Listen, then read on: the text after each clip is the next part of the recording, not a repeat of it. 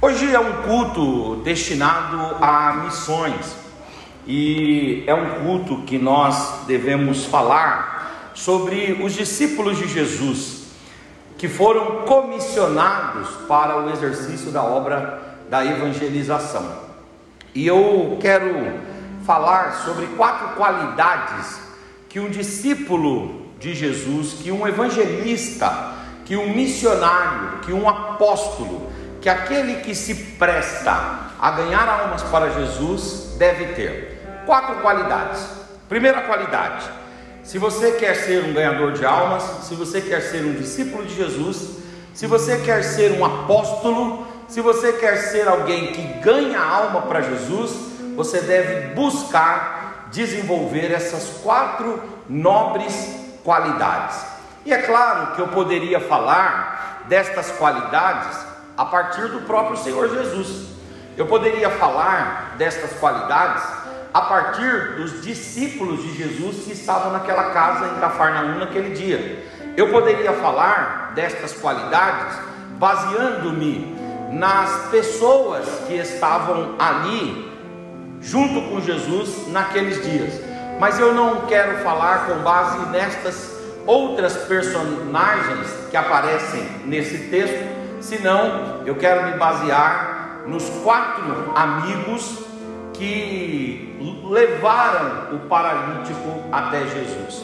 Então, com base na postura, com base no proceder desses 4 homens que levaram o paralítico até Jesus, eu gostaria com os irmãos esta noite sorver aqui 4 grandes características que são indispensáveis a um discípulo de Jesus, a um evangelista, a um apóstolo, a um missionário, a alguém que quer trabalhar para Jesus. Em primeiro lugar, aquele que é discípulo de Jesus e que quer trazer almas para Jesus deve desenvolver a consciência de que nós estamos aqui para levar pessoas a Jesus.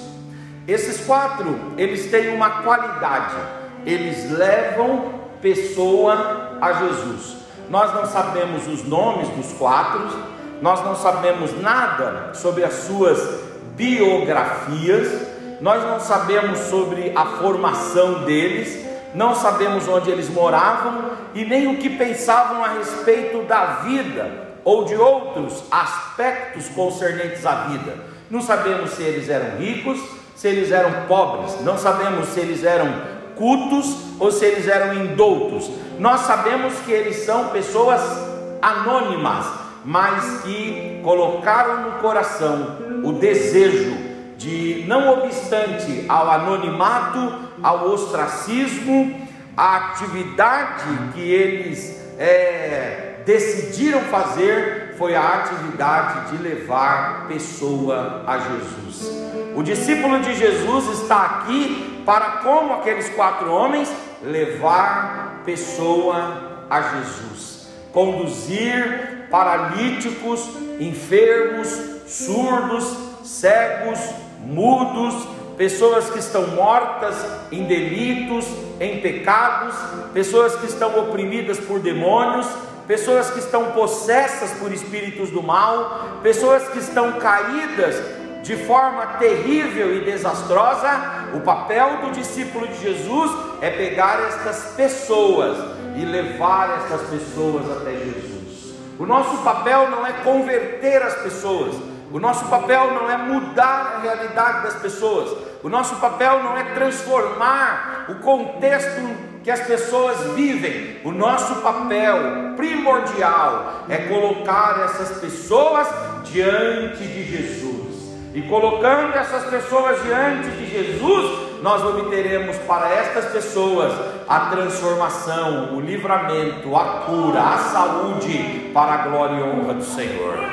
Às vezes tem gente que fala: eu não vou trabalhar para o Senhor porque eu terei que me responsabilizar por pessoas. Não, a sua responsabilidade não é sobre as pessoas. Não é você que tem que dar a solução, não é você que tem que dar a cura, não é você que tem que dar a libertação. O que você precisa fazer é colocar essa pessoa que que você conhece diante de Jesus, porque Jesus é poderoso para liberar uma palavra de perdão, uma palavra de libertação e uma palavra de cura para a glória, honra e louvor do Senhor. Quem é discípulo de Jesus, quem é evangelista, quem é missionário, quem é apóstolo, quem é servo de Deus, tem que desenvolver essa boa e bela característica de estar aqui para levar essa pessoa até Jesus. Você deve acordar na segunda-feira dizendo: eu vou levar alguém a Jesus hoje. Você deve acordar na terça-feira dizendo: eu vou levar alguém a Jesus hoje. Você deve acordar na quarta, quinta, todos os dias da semana, durante todas as semanas do mês, durante todos os meses do ano, durante todos os anos da sua vida, dizendo: hoje eu não vou dormir sem levar alguém para Jesus. Jesus saberá tratar com essa pessoa, Jesus saberá resolver o problema dela, Jesus saberá curá-la, Jesus saberá libertá-la, Jesus saberá transformar a vida dela. O meu papel não é outro senão levar as pessoas até Jesus. Aleluia.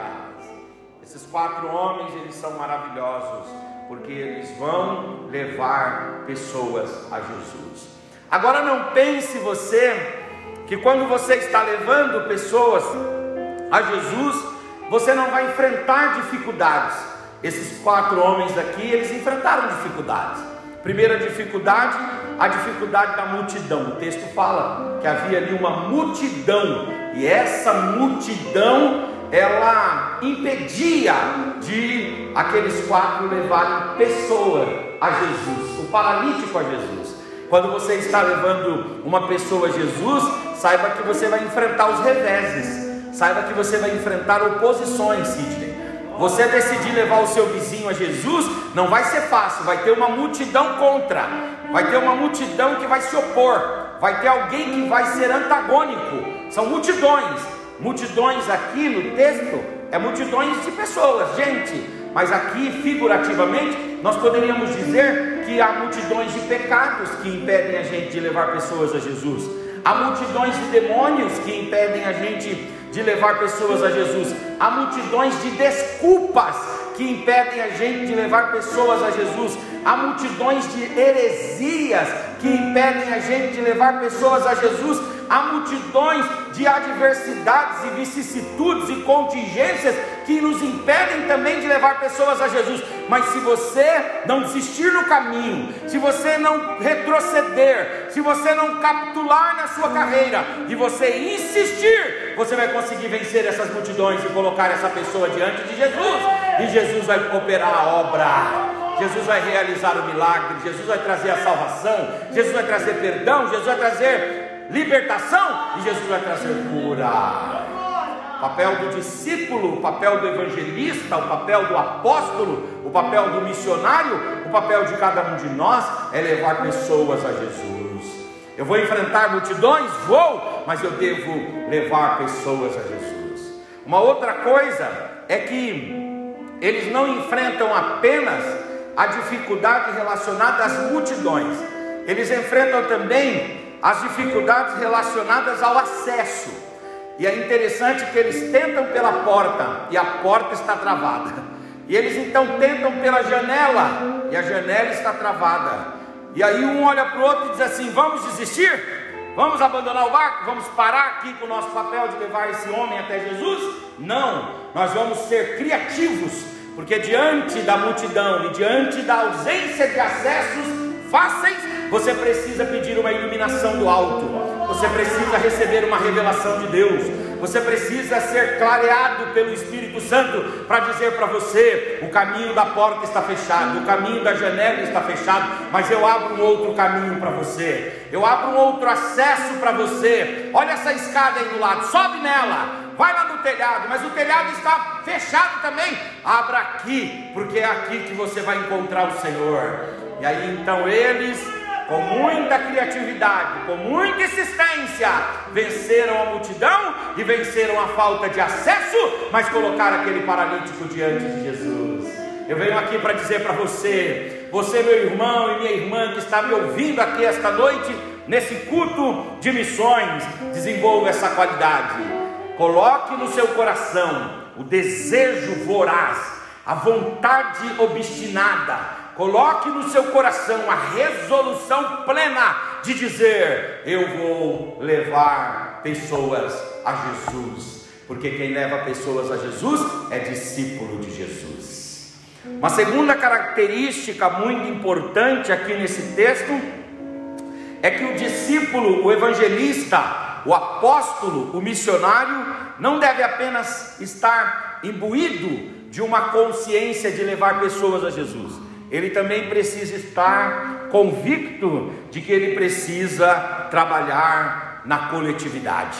Ele não pode trabalhar de forma unilateral, não pode trabalhar de forma solitária, não pode trabalhar pela via da solidão, ele não pode trabalhar de modo independente, ele não pode trabalhar de modo solitário, ele deve trabalhar em conjunto, ele deve trabalhar de modo composto, ele deve trabalhar de modo agremiado, ele deve fazer parcerias, ele deve trabalhar contando com a colaboração de outros. É interessante que um indivíduo só, ele não consegue levar a maca do paralítico até Jesus, mas aí ele chama o outro, e o outro chama o outro, e o outro chama o outro, de modo que daqui a pouco um grupo se forma, e esse grupo demonstra para nós que o discípulo de Jesus é aquele que não trabalha sozinho, é aquele que se une a pessoas, é aquele que sabe pedir ajuda, é aquele que tem a humildade de reconhecer as suas próprias limitações e chamar e agregar pessoas, e quando agrega pessoas, Deus vai usando o conjunto, Deus vai usando a coletividade, Deus vai usando a comunidade, Deus vai usando a agremiação, Deus vai usando a associação, Deus vai usando a reunião, Deus vai usando a assembleia, Deus vai usando o grupo, e o grupo vai levando pessoas até Jesus, aleluia. Não trabalha sozinho, querido, não queira levar a vida sozinho, não queira levar a sua família sozinho, não queira levar as suas atividades profissionais sozinho, não queira levar a sua vida ministerial sozinho, não queira levar pessoas a Jesus sozinho. Nós sempre precisamos de alguém, e Deus sempre tem alguém para colocar ao nosso lado. Eu acho muito bacana que a Bíblia fala que quando Abraão saiu de Ur, ele levou consigo seu sobrinho Ló. O Ló foi do lado de Abraão e lhe foi por companheiro. Agora, depois o Abraão cresceu, ele tinha 318 servos, aí o Ló já era possível que o Ló tocasse a sua vida, mas o Abraão não ficava só. Enquanto ele teve Ló, Deus colocou Ló do lado dele, e depois que ele já tinha os 318, Ló podia ir embora, mas ele continuava trabalhando na coletividade, na comunidade, na agremiação, no conjunto, na parceria. Aleluias, glória a Deus. Nós temos o Davi, um exemplo extraordinário, quando ele recebe ali aquela disputa com o Jonatas. A Bíblia diz que o Jonatas fala para ele: vai embora, porque senão meu pai vai te matar. E ele vai embora, e ele não fica sozinho não, Egberto. Davi não vira um renegado solitário pelo deserto, um revolucionário solitário, um guerreiro solitário, não. Ele vai para a caverna de Adulão, e ele encontra ali na caverna de Adulão companheiros, e aqueles companheiros marginalizados, excluídos, aqueles companheiros que também enfrentavam as suas contingências e as suas adversidades, foram ganhos na amizade, no carinho, foram ganhos na cumplicidade, foram ganhos no respeito, foram ganhos no amor de Davi. E a Bíblia diz que quando Davi saiu daquela caverna, ele saiu com 600 homens. São esses 600 homens que vão acompanhá-lo durante toda a sua vida. São esses 600 homens que vão vê-lo se tornar rei em Hebron, rei em todo Israel. São esses 600 homens que vão virar a força principal do seu exército. São esses 600 homens que vão formar o batalhão que vai tornar Israel uma grande potência naqueles dias. Por quê? Porque Davi se agremiou a pessoas. Nós temos um texto lindo na Bíblia, que é quando lá no segundo livro dos Reis aparece o general Naamã, e a Bíblia diz que o Naamã foi procurar o Eliseu, e o Eliseu vai e fala para ele: vai tomar uns banhos lá no Jordão. E aí o Naamã foi para o Jordão, e quando ele chegou lá no Jordão, ele achou o Jordão muito sujo, uma água barrenta. Alguém fala que o Jordão era poluído, não era poluído, havia ali apenas uma água barrenta, era uma água diferente de outros rios, que o solo era arenoso e que a água era mais transparente. O solo do Jordão é barrento, então com o revolver da água, aquele barro sobe, e quando a água quando o rio está na cheia, no seu momento de cheia, a água revolve muito, então ele fica barrento. Mas era um rio limpo, que podia tomar banho, você podia até tomar aquela água lá, sem problema, desde que ela tivesse limpinha, e aquela água ali estava barrenta. E o Naamã disse: eu não vou entrar nessa água não, lá na minha terra, lá tem rios muito melhores. E aí a Bíblia diz assim: mas um dos servos que ele havia levado e liberto disse para ele: ô Naamã, vem cá, se o Eliseu te pedisse toda a sua fortuna, você não daria pela cura? Daria. Se ele te pedisse metade dos reinos que você conquistou, você daria pela tua cura? Sim. Então, você está pedindo para você tomar uns banhos, rapaz? Você não gosta de tomar banho, não? Eu queria te incentivar a tomar uns banhos. Toma banho, ele só está pedindo para você tomar um banhozinho. Entra aí nesse rio e toma banho. E ele entrou 7 vezes e ele saiu curado. Ele saiu curado porque ouviu o profeta, mas ele saiu curado porque ouviu o companheiro dele. Na vida, nós precisamos também nos agremiar de pessoas. Se você está se sentindo solitário, eu profetizo da parte de Deus. Deus vai levantar pessoas para estar com você, para ajudar você na sua vida conjugal, para ajudar você na sua vida familiar, para ajudar você na sua vida profissional, para ajudar você no exercício do seu ministério, para ajudar você a ganhar almas para Jesus. Deus sempre coloca companheiros ao nosso lado, aleluia.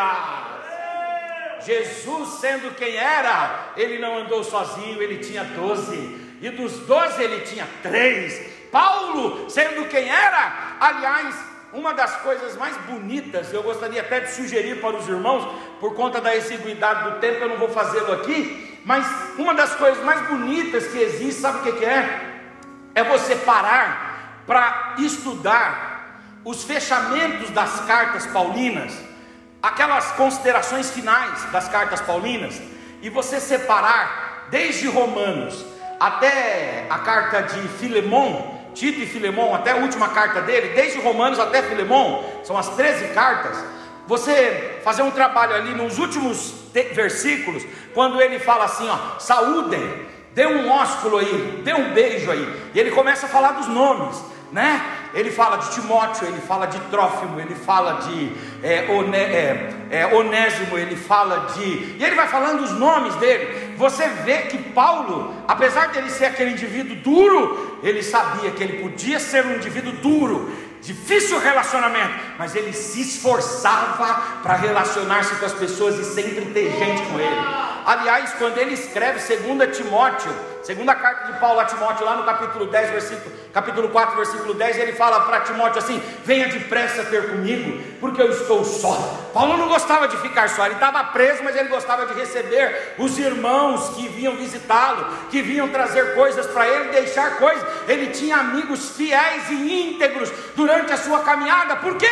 Porque ninguém consegue levar ninguém a Jesus, ninguém consegue chegar a bom termo se quiser caminhar sozinho. A gente precisa ter alguém para nos ajudar, a gente precisa ter alguém para levar a carga conosco, para dividir o peso conosco. Nós precisamos, e eu profetizo, em 2021 Deus vai levantar gente para colocar o ombro ao seu lado, gente para colocar o ombro ao seu lado e dizer: nós vamos caminhar juntos, nós vamos adorar juntos, nós vamos servir juntos. Levanta essa cabeça, Deus é contigo.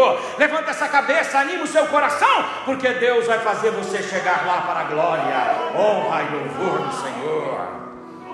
Aleluias, aleluias, aleluias, aleluias, aleluias, aleluias, aleluias. Diga para o seu irmão aí, diga para ele assim: você precisa de alguém que segure a sua corda. Diga: quem que segura a corda para você? Tem alguém que deve segurar a sua corda. Você está descendo e alguém está segurando. O paralítico descendo e alguém estava segurando. Tem hora que a gente é quem segura e tem hora que a gente é quem está descendo. Mas é uma bênção ter alguém para segurar a nossa corda. Isso fala das pessoas que nós devemos nomear como os nossos conselheiros. Quem que você nomeia como seu mentor? Quem que você nomeia como seu conselheiro? Você anda tomando conselho ou você vive na sua vida ao seu bel prazer como você bem entende? Ou você se submete a ouvir alguém? Ou você se submete a escutar alguém? Principalmente no ministério pastoral, ministério da pregação, principalmente na condução de igrejas, na condução da nossa atividade profissional, na condução da nossa família. Nós não podemos viver sem perguntar para ninguém mais velho, que já passou pelo caminho, que já andou pela estrada da vida mais tempo do que nós, quais são os perigos que a gente deve esperar mais para frente. Nós precisamos tomar conselho, nós precisamos nos mentorar com alguém, nós precisamos nos aconselhar com alguém, devemos eleger alguém para segurar a nossa corda. E é óbvio que quando eu elejo alguém para segurar a minha corda, eu também sou eleito por alguém para segurar a corda de alguém, porque eu recebo conselho, e esse conselho não morre em mim, ele transfere-se para aquele que também é meu seguidor, mas de forma que a gente vai tendo uma cadeia de pessoa que conta uma com a outra, e Deus vai contando com todos e abençoando o trabalho de todos. É como Paulo diz, Apolo plantou, aleluia, aliás, eu plantei, Apolo regou, aleluia, mas quem dá o crescimento é o Senhor. Nós precisamos trabalhar em parceria, precisamos trabalhar em coletividade, precisamos trabalhar em companheirismo, precisamos trabalhar em associação, precisamos trabalhar em sociedade, precisamos trabalhar em agremiação. Nós precisamos ter as pessoas, aleluias, que seguram a nossa corda. Fala para o seu irmão, quem anda segurando a sua corda? Aleluia, diga para ele, Deus vai levantar alguém para ajudar você a segurar essa corda. Aleluia, segurar esse peso, levar essa carga, não é fácil. A gente tem que ter, Gilberto, alguém que a gente possa chorar no ombro, alguém que possa nos ouvir, alguém que possa ouvir as nossas lágrimas, porque senão a gente não aguenta as pressões da vida. Mas Deus é misericordioso, que do lado, aleluias, de Abraão ele coloca o Ló, do lado de Abraão ele vai colocar lá os 318, do lado de Davi ele vai colocar o Jonatas, ele vai colocar os 600, do lado de Moisés ele vai colocar o Arão, ele vai colocar o Ur, ele vai colocar o Josué. Deus tem aqueles, aleluias, a quem ele usa e coloca do nosso lado. Do lado de Paulo ele vai colocar o João Marcos, o Barnabé, depois ele vai colocar o Silvano, o Silas, né, que é o Silvano, o Timóteo, o Tito, o Filemão, ele vai colocar parceiros e companheiros. O próprio Senhor Jesus não vai andar na solidão, nos mostrando que a gente precisa ter alguém também. Quem é o seu confidente? Quem que é a pessoa que você abre o coração, e ela não sai contando para todo mundo dos seus problemas, mas ela sai levando os seus problemas a Jesus, e diz: Jesus, ajuda o meu companheiro, ajuda a minha companheira, ajuda o seu servo, ajuda a sua serva, aleluia, e assim você cresce para a glória e honra do Senhor. Tem um texto que eu gosto tanto, que é o texto de 1 Samuel capítulo 18, que diz que o Saul não queria enfrentar a guerra. Então Jonatas falou assim: eu vou enfrentar os filisteus. E ele chama o seu pajem, e a Bíblia diz que o pajem dele, quem é o pajem? Pajem é o indivíduo que leva as armas, o armamentista, o indivíduo que é o escudeiro, o pajem das armas, o ajudante.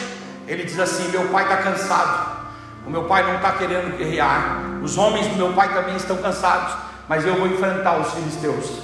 Você vem comigo? E o pajem disse: vamos. E diz que quando eles começaram a subir o penhasco, pastor Samuel, era num penhasco, os dois tinham a habilidade de subir o penhasco. Quando eles estão subindo o penhasco, o exército filisteu, que já via o Saul praticamente vencido, não acreditou que dois homens estavam vindo com aquela força, e disseram assim: esses dois homens com certeza, ou eles são deuses entre nós, ou eles são apenas uma fagulha de um poderoso exército que vem contra nós. E diz que Jonatas e o seu pajem matou alguns filisteus, e o restante fugiu, e houve paz em Israel por causa de Jonatas e do seu pajem. Aleluia, glória a Deus. Levante a sua mão. Deus vai colocar um Eliseu do seu lado, Elias. Deus vai colocar, aleluia, um companheiro diante de você, ao seu lado, para que você leve pessoas a Jesus. Aleluia. Ninguém leva pessoas a Jesus se estiver trabalhando na solidão, de forma solitária. Por isso o discípulo, por isso o evangelista, por isso o apóstolo, por isso o crente deve primeiro estar imbuído da responsabilidade que tem que levar alguém a Jesus, e segundo, da consciência de que ele não pode trabalhar só. Ele não pode trabalhar só. Ele não pode trabalhar só. Terceiro, os discípulos, o evangelista, ele é aquele indivíduo que ele tem como característica, em terceiro lugar, buscar o bem do outro, dando protagonismo para o outro e ficando numa situação de um papel de coadjuvante.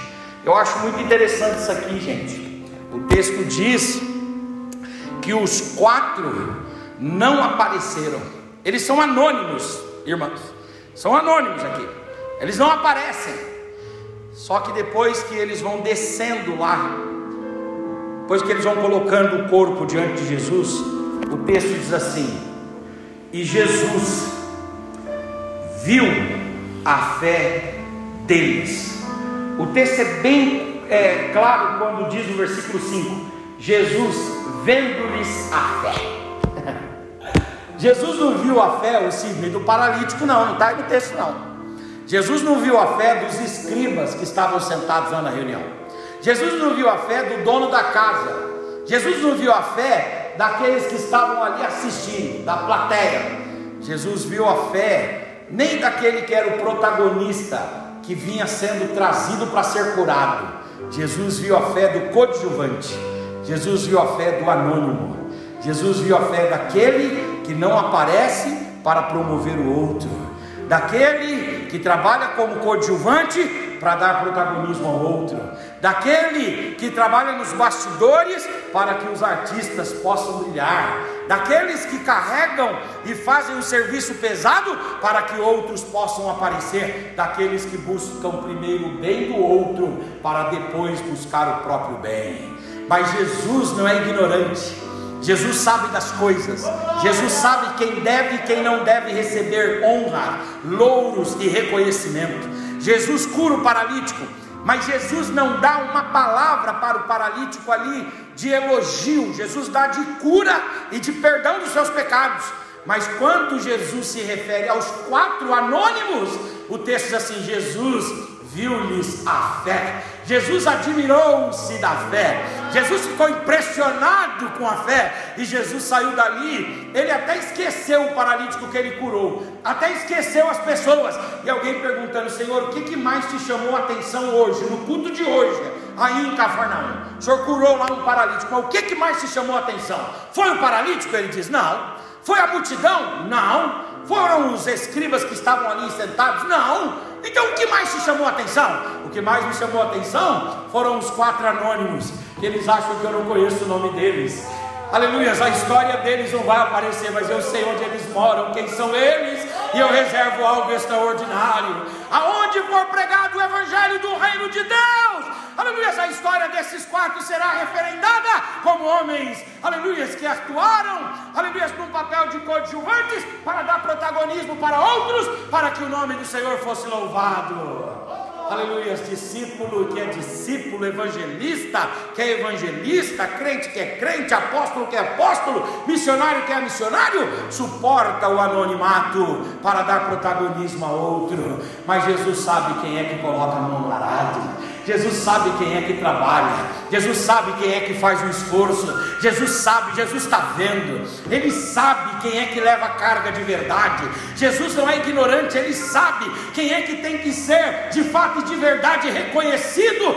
As pessoas, eu me lembro de uma frase antiga da igreja que dizia assim: quem não é visto não é lembrado. Jesus não precisa ver para lembrar. Ele sabe quem é que leva a carga de verdade. Ele sabe quem é que trabalha. E fique tranquilo, Jesus está vendo a sua fé, e Ele vai recompensar esta fé. Ele vai, aleluia, atuar em cima dessa fé e realizar milagres para a glória e honra do Senhor. E por fim, em quarto e último lugar, essas características que devem preponderar num discípulo é a característica de estar imbuído de que deve levar uma pessoa a Jesus. É a característica de que deve estar consciente de que não pode trabalhar sozinho. É a característica de que deve, aleluia, promover pessoas, mesmo que tenha que aguentar o anonimato. Aguenta o anonimato e promova pessoas. E em quarto e último lugar, aleluia, é a característica daquele que está aqui, para que no final das contas, o nome do Senhor seja adorado. Aleluia. O que aconteceu no final desse culto? Jesus curou o paralítico, que levantou e foi embora, e a Bíblia diz assim: todos diziam, glórias a Deus, nunca vimos coisa tão extraordinária. Aleluia. Sábado eu estava dando uma aula sobre os pregadores, formando, no curso de formação de pregadores que eu tenho, eu estava falando sobre os pregadores que chegaram aqui no Brasil, e dentre esses pregadores nós tivemos o Daniel Berg, o Gunnar Vingre, nós tivemos o Harold Williams, com a Quadrangular, nós tivemos o pastor Davi Miranda com a Deus e Amor. Eram homens que não buscavam protagonismo, mas buscavam o louvor e a adoração ao nome do nosso Deus.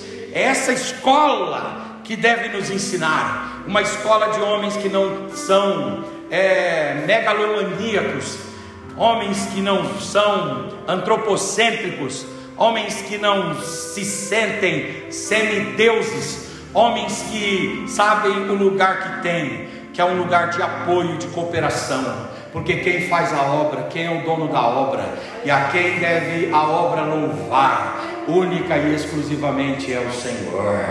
Você tem glória para Jesus esta noite? Levante a sua mão. Você tem adoração para Jesus esta noite? Levanta a tua face, levanta a tua voz e dê glórias e honras ao Senhor. Fica de pé no seu lugar em nome de Jesus. Aleluias, aleluias, glória a Deus, aleluias, glória a Deus, aleluias. Desse culto de missões eu quero dizer para você: traga pessoas para Jesus. O ano de 2021 está só começando. Traga pessoas para Jesus. Aleluias. Não fique trabalhando sozinho. Peça ajuda nas suas limitações, peça ajuda nos seus limites, peça ajuda nas suas aflições e necessidades. Peça ajuda, não tenha medo, não tenha vergonha de pedir ajuda. Diz que se você quiser rápido, você vai sozinho, mas se você quiser ir longe, você deve ir acompanhado. A gente só vai longe se for na companhia de alguém. Tem um texto que eu gosto tanto, que é o texto quando a Bíblia diz que o Jonatas chegou diante de Davi, e os dois estavam vindo de um confronto, de uma batalha, lá em 1 Samuel 18, e os dois se apresentam, um ao outro assim, e o texto diz assim: e eles então, despindo-se de suas armas, se abraçaram. Eu acho esse texto lindo, Edberto. Sabe por quê? Porque a gente está num tempo de delação premiada. E sabe qual é o problema da delação premiada? É que é amigo delatando amigo. Amigo que passava o final de semana, ou Sidney, comendo um churrasquinho lá na casa do outro, mostrando e contando lá no Ministério Público, lá nas barras dos tribunais, o que é que se passava dentro dos jantares. Amigos que foram padrinhos de batizados de outros, sabe, de filhos de amigos, entregando amigo, amigo delatando, entregando, condenando, apontando amigo. Mas Deus não tem esses para nós. Deus tem amizades como a de Davi e Jonatas, que um pode retirar as suas armas e dizer: a minha vida é de paz, e a minha vida é tão de paz que eu deixo as minhas armas fora. Eu não venho armado, eu não venho trancado, eu venho livre, porque eu sei que eu vou encontrar segurança, eu sei que eu vou encontrar amor, aconchego, abraço, fraternidade, solidariedade, companheirismo e cumplicidade e segurança para a glória do Senhor.